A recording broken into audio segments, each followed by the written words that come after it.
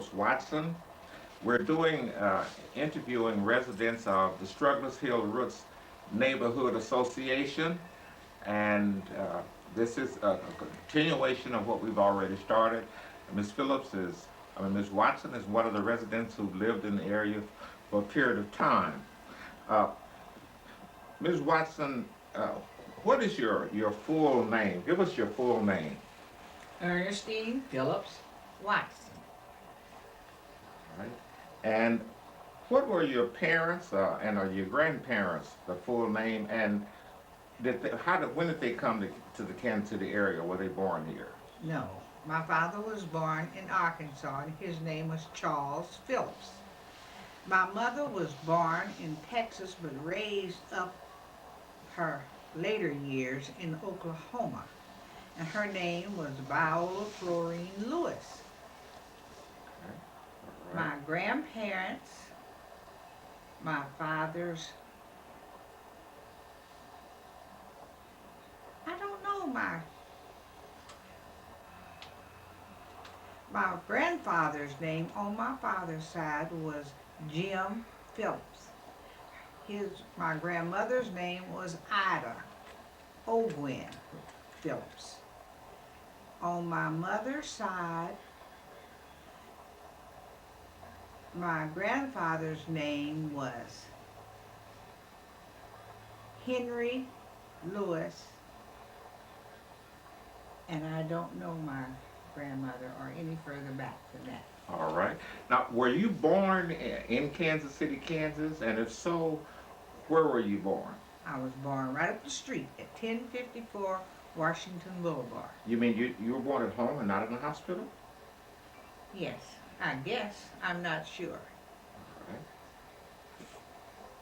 Okay. And where do you now reside and your current address? My current address is 1034 Washington Boulevard.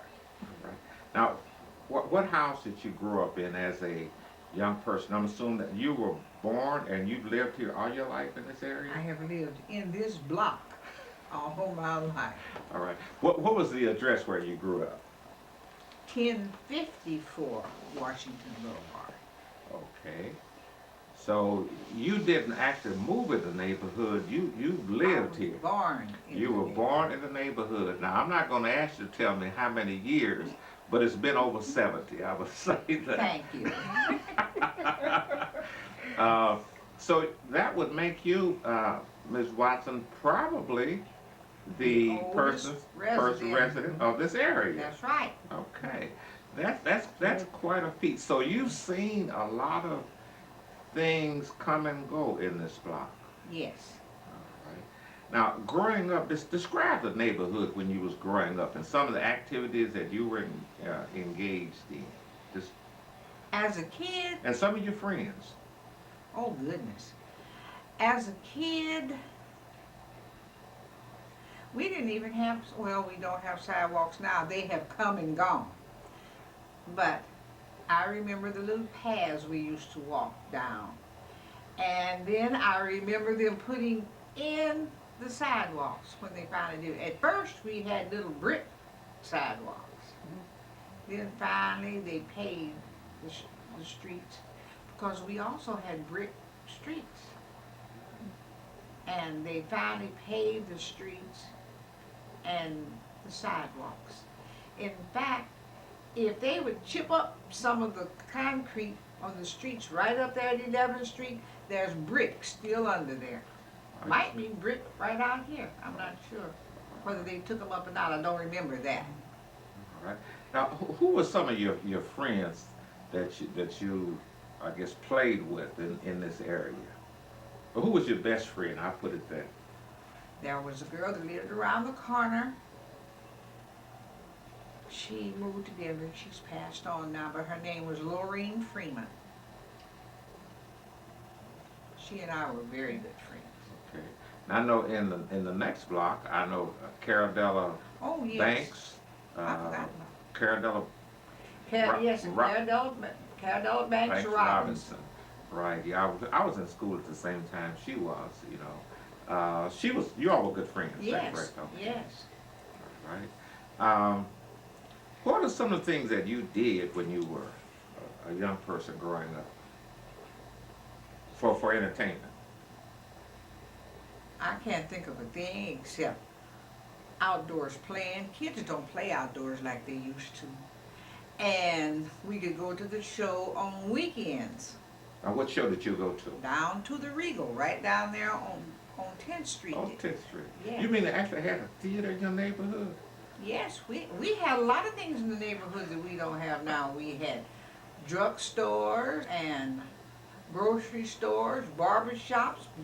Well, we still have a few barber shops and beauty shops, but we don't have the businesses like we used to have. What was some of you said had drugstore. What was the drugstore in the area? Well, there was one right down here at the corner at 10th and Washington, and then there was one down there on 10th Street at 10th and Freeman.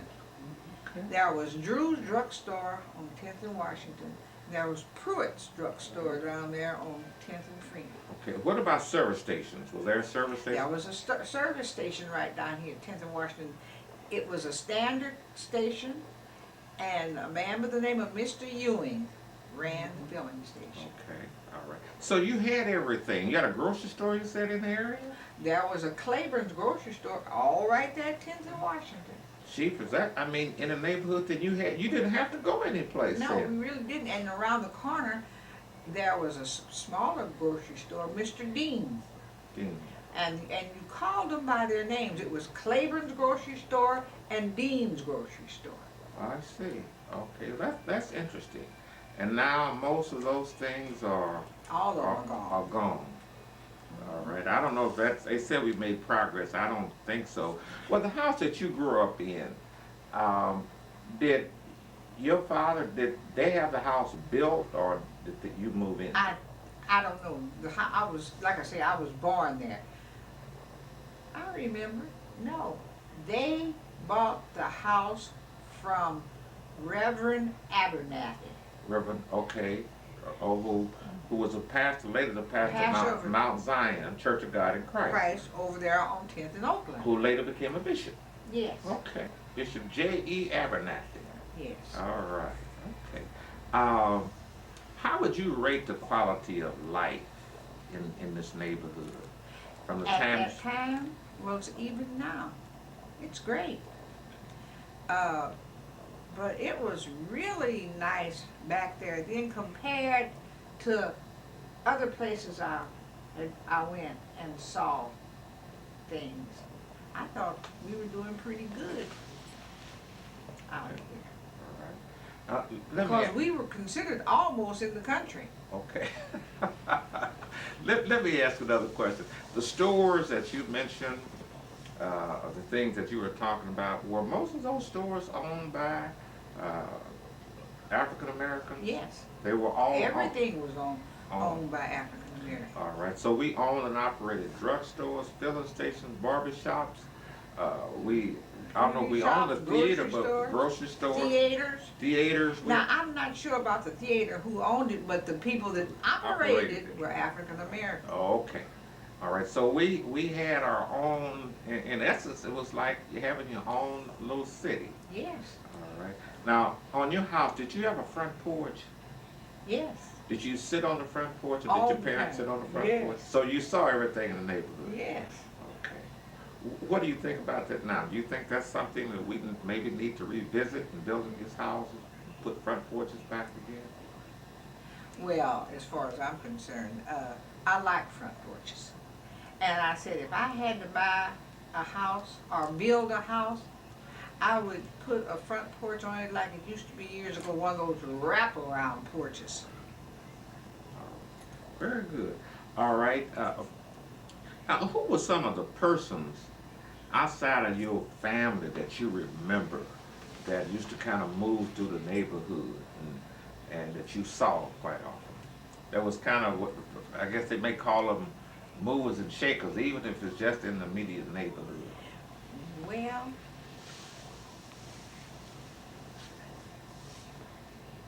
next door to where I live is apartments. They're still there. And there was a lady back there at that time by the name of Singletary that owned those apartments. in those apartments, Mrs.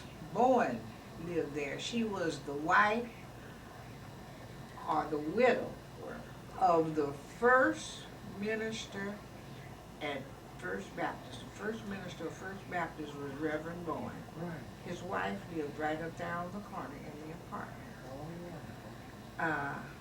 Next to her coming back east was Mr. and Ms. James. I'm sure I'm forgetting somebody and the different times. They might not have all been in there at the same time that I'm talking about, but I'm talking about who I remember.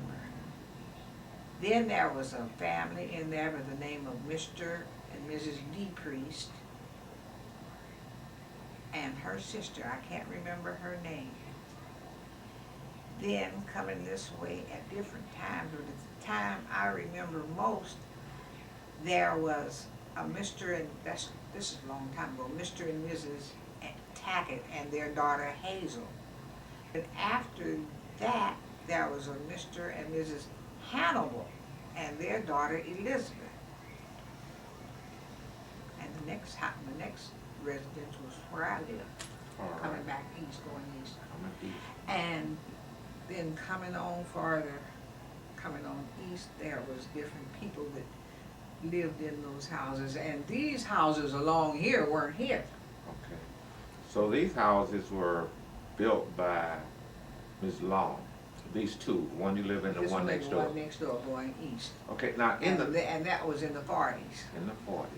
Okay, in the next block, Now, which way you going? going west, you had T. Roosevelt Butler, who everybody I think in town knew during that Yeah. time. Mhm. Okay, And next to him was the Giles right. going west. Going west, and then let's see, you had Bishop Gray. And coming back east was a couple of the name of Groomer, Mr. and Mrs. Groomer. Groomer, yes, And the next house coming east wasn't built there, wasn't there then. right. Okay, the Groomers, and that's where Mrs. Bergen, Mrs. Sean, Lillian, she was a groomer, she married Mr. Bergen. Yeah, yeah. Okay, and then you had T. Roosevelt, and then Cardella lived in that block too. Yes, coming on back east. Then you had some apartments there. Let me see, there was T. Roosevelt, then the Drakes, Drake's, okay. then Kitty Bell Jackson, Isabel, okay. then Jean and Alma English? English, yes. And then Cardella Banks and her parents. And then there was a vacant space there. Then the apartment you're talking about. Now, on the corner, who lived on the corner? Well, it was a play area there for years until Mr. Murray bought the land and built a house. Okay. But that's where the boys went and played basketball. They had a basketball goal up there. You're sitting here, you can recall people in 2 blocks, everybody who lived in that block.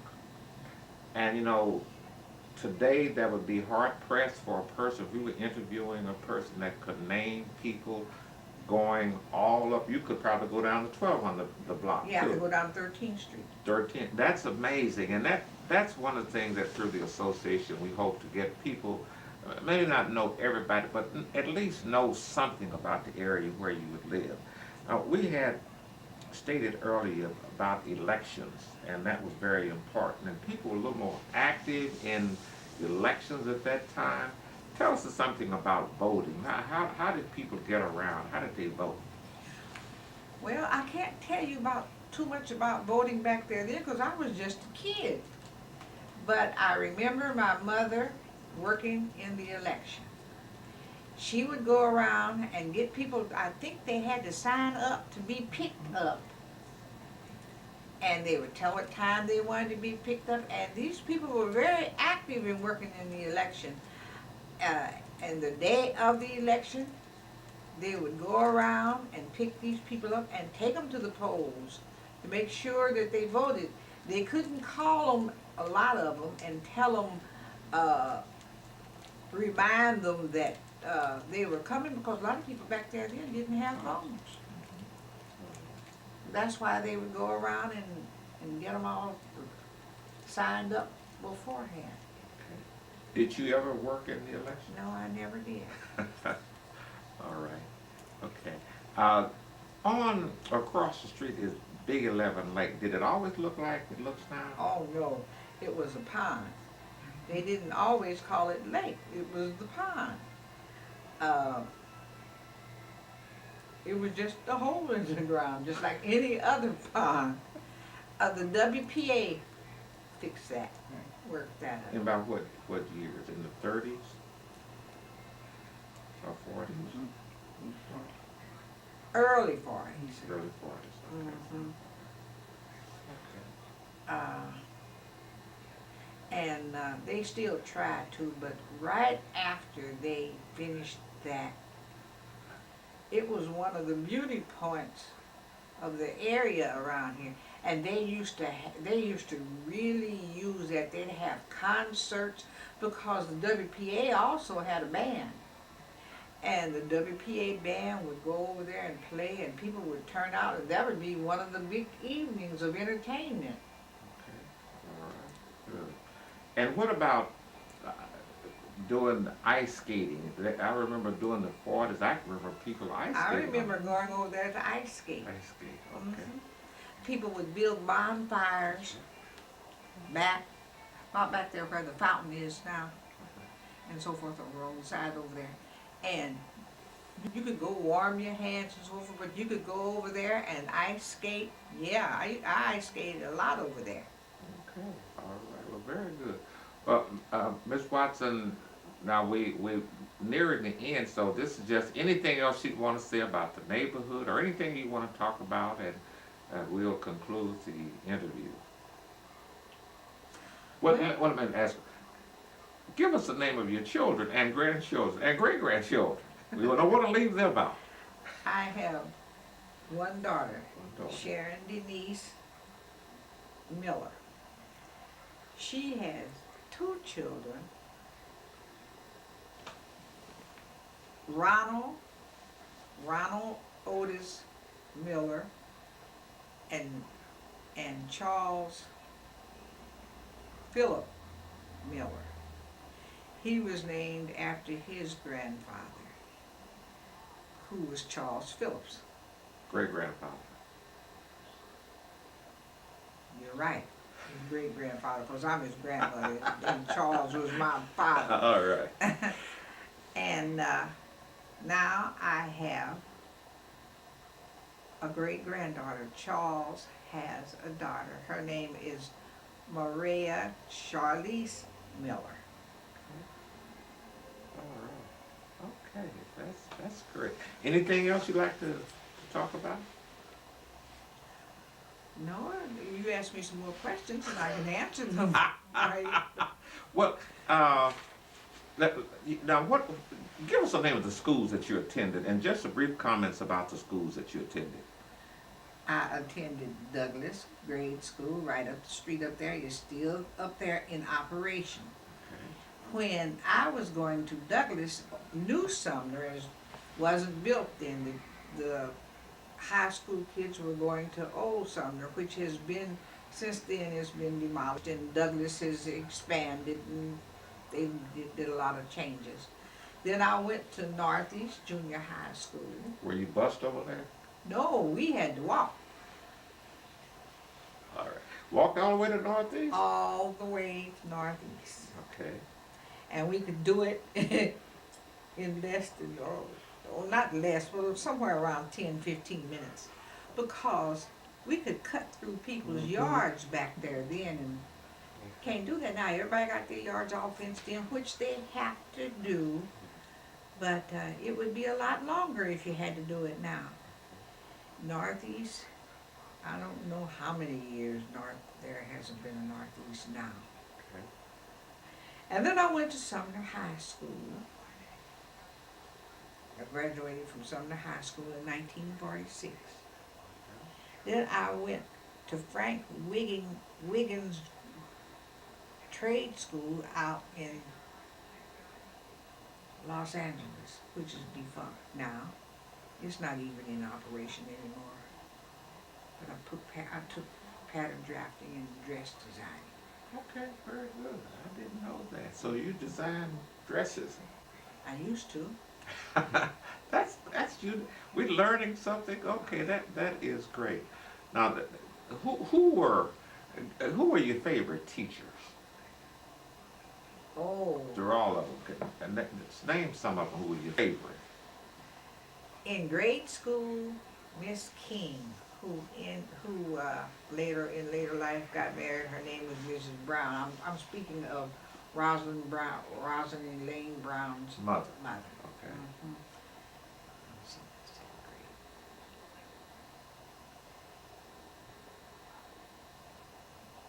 That was my favorite teacher. No. In school all the time, Miss Brown was my favorite teacher. What about Sumner? Was there any up there that you didn't particularly care for? No, I got along with all the teachers pretty good. Now, also in Northeast, I think she was in Northeast. You know, after all these years, I forget whether they were in Northeast or Sumner. But I never went to her, but I liked Miss McClellan. Okay. I guess it was because I used to sew for her. Okay. She lived right up the street. Mhm. And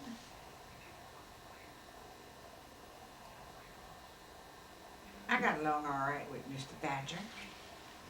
Well, Mr. Hodge was the principal. So, Yes, any comment about him? he was a good principal. He took not only Mr. Hodge, all the teachers back there then seemed to really be interested in the children, in us kids. I'm not saying anything against the teachers now and so forth, but don't look like they are as interested in what the kids are learning as they used to be. Maybe it's because the curriculum has been changed and it's been more put on them and they don't have time. I don't know what it is. But the teachers really knew us as individuals when we were kids and going to school. It was like each one of us was theirs. Okay. All right. Just one last question. Give us the name of the church that you attended, and your favorite pastor. Now that's hard to say.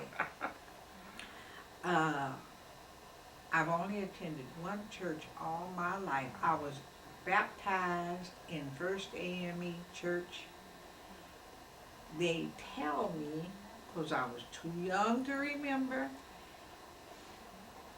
when I was 3 months old. The first, and they tell me, a minister by the name of Reverend, I had it right on tip of my tongue. What's the name of that church, that AME church over there, Flipper, yeah. Reverend Flipper baptized me. Until a few years ago, I had my baptismal slip, but I haven't been able to find it lately. I've moved stuff around, so until now I can't find it. It's around here somewhere. But Reverend Flipper baptized me. But the first minister, as I was growing, that I can think back and remember, and I don't know whether he came right after Reverend Flipper or whether there was somebody in between or not, I don't know. But the first minister I remember was Reverend Wilkins. Reverend Wilkins, which was Roy Wilkins' father. And W.D. Wilkins. yeah, and naturally he took up a lot of time with me because I was just a kid up there. My mother was up there every time the church door opened, and because they used to make rolls and cook rolls and sell them. And Caradella's brother was a delivery boy for a while. I remember that, her older brother. And while my mother was up there cooking and carrying on, I had to go outdoors and stay and play. So where the office is now, where that printing machine is, that used to be the front porch Right. of the parsonage.